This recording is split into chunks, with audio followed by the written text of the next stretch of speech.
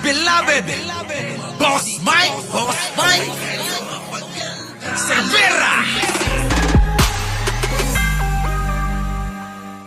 Itong kababayan natin, nako, yung nanay ni Mary Jane Veloso, mga kababayan, ay nanawagan na kay Pangulong Bongbong Marcos dahil nga ito ay dumating na dito sa Pilipinas.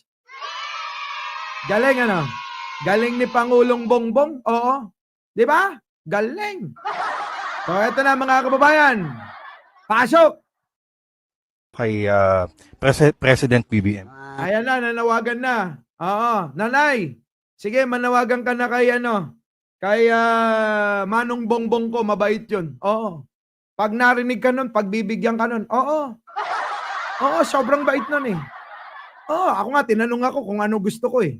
Sabi ko sa kanya, Manong Bongbong, makita lang kitang malusog ang pangangatawan para magserbisyo ka sa mga tao, masaya na ako. Oo. Yun lang. Hindi ko kailangan ng kahit na ano. Masaya na akong kumakain ng 2 beses sa isang araw. Oo. Minsan nga, 1 beses lang eh. 1 beses lang ako kumain. Kasi nagda-diet ako. Si Jan Angeles yun, lamon ng lamon. Napakatakaw eh. Minsan nga, pinagalitan ko yun eh. Naalala mo ba yan, baby? Umorder ka ng napakarami. Dali lang, may tumatawag. Hello? Opo. Kami po yung pipigil papuntang Talavera. Kayo yung pipigil pupuntang Talavera. Nandiyan na ba kayo? Apo, nandito na po kami. Saan po banda? Hindi, pakitanong mo na lang dyan sa mga tao kung saan ang bahay ni Anching. Oo. Anching, patanong mo na lang ha. Oo. Sige po. Yung may pickup na puti, yung maganda na pickup, nandiyan sa harapan ng bahay. Okay, sige. Kita nyo? Habang nagla-live ako, naghahanap buhay ako. Di ba? Ganyan, dapat nagmo-multitasking tayo. Kung gusto nyong umasensyo kayo, mga kababayan, lahat gawin nyo. Sabi ni Manong Bongbong ko, ganun ang mga Pilipino, masipag, nagagat, lalo ti Ilocano. Di ba? Oo. Hindi, yung mga gamit ko doon sa Talavera, sa Nueva Ecija, ipapadala kasi, oy, yung mga taga Nueva Ecija, mga kababayan, iniimbitahan ko kayong lahat. Magkita-kita tayo sa January 18. Doon, oo. Libre ko na yung papakinis ng mga mukha nyo. Ay, nako. Ito na, mga kababayan, nandiyan na si Ballpoint Man, ha? Oo. Sa mga naghahanap daw ng 200 pesos per day. Eto na, nanay, manawagan na tayo. Manong Bongbong, sinasamahan ko na si nanay, kami na nanawagan na sana makapiling nila si Mary Jane Veloso. 15 years na wala siya, na pagbintangan kagagawan ng isa nating kababayan. Kaya tandaan nyo, mga kababayan, hindi porke kababayan nyo, pagkakatiwalaan nyo agad-agaran. Tignan ninyo nangyari, mga kababayan, pinahamak siya mismo ng ating siraulo na kababayan mismo. Kaya mga kababayan dito sa social media, huwag kayong basta-basta magtitiwala. Marami dyan, oo. Nako, oo. Ililigaw kayo.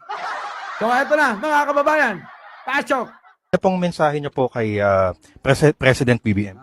Ang mensahe ko po sa ating mga Pangulo, sana maawa naman na siya. Magulang din siyang katulad ko. Maintindihan niya ako na sana naman Ilukanuam gamin.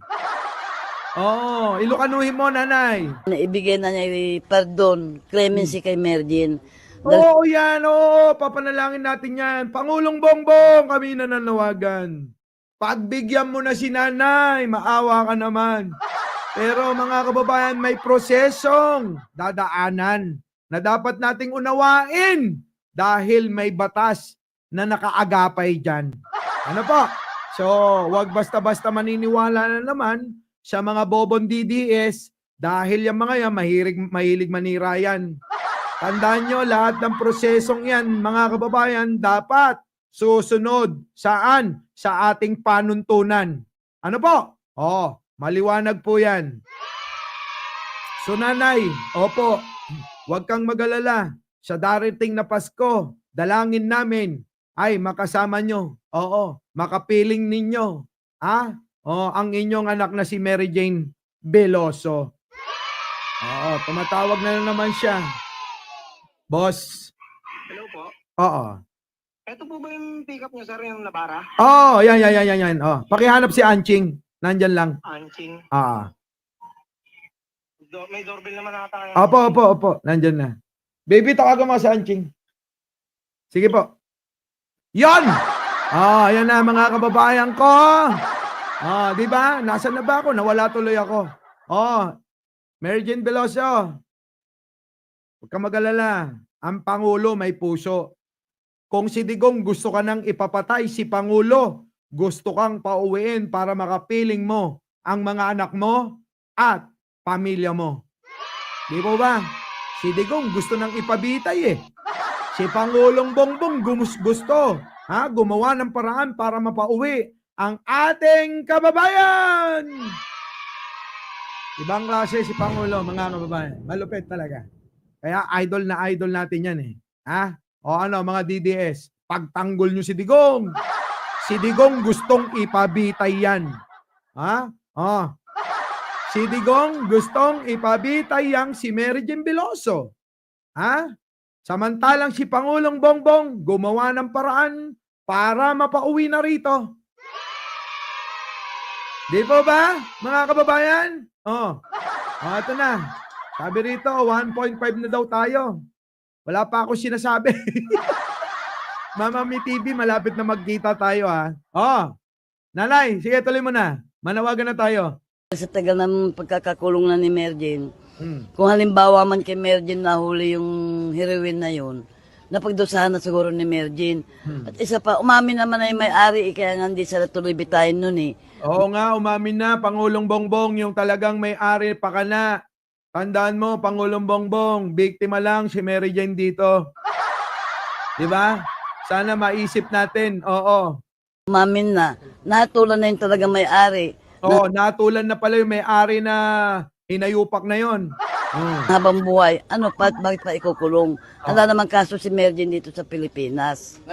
Dumaw-daw at takti. Ayan na! Sige, manawagan na tayo. Ita-translate ko to sa mga hindi pa nagla-like dyan, kokonti pa lang. Sabi ni Rachel Abdamin 640 pa lang, 43 pa lang yung nagla-like. Ito na, nanay. Sige. Ilocano Mount, maawatan na. Pasok. Clemency dito sa Pilipinas. Dumaw-daw at takti. Clemency, Humingi ako ng clemency. Ito, translate ko humingi po ako ng clemency. Pangulo tayo, Sa ating Pangulo. ni Presidente BBM. Si Pangulong Bongbong Marcos. Humingi po ako ng clemency. Sa ating Pangulo, si Pangulong Bongbong Marcos. Na kumakaasya na di anak ko.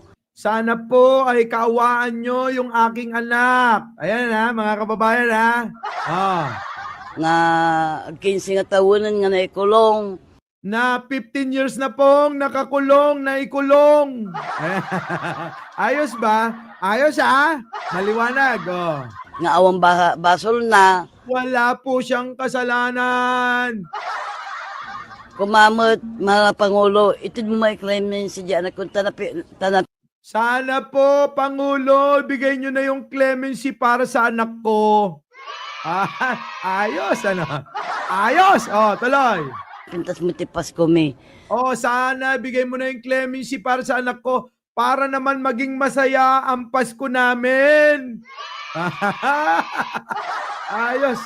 Dali lang. Hello? Ay, paano yan?